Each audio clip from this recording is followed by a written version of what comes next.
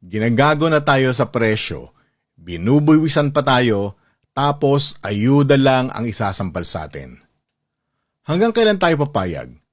Mga kababayan, ito ang ayaw pag-usapan ng diretsyo.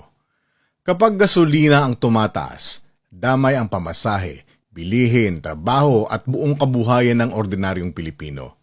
Pero imbes na galawin ng seryoso ang buwis na nagpapabigat sa langis, ang laging sagot sa atin, ayuda.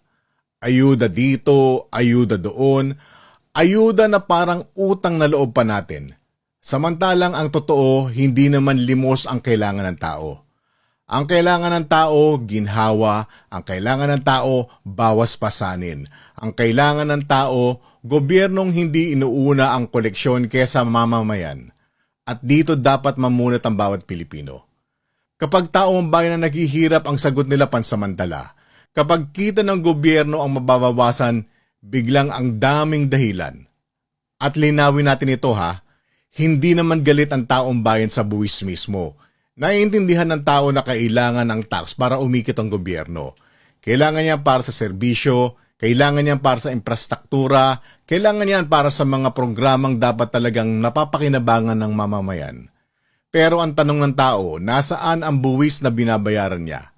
Kung ang tax na galing sa pawis ng mamamayan na hindi mo maramdaman sa maayos na serbisyo, A few moments later. Kung nag-enjoy kayo, Please follow, like, comment, and share!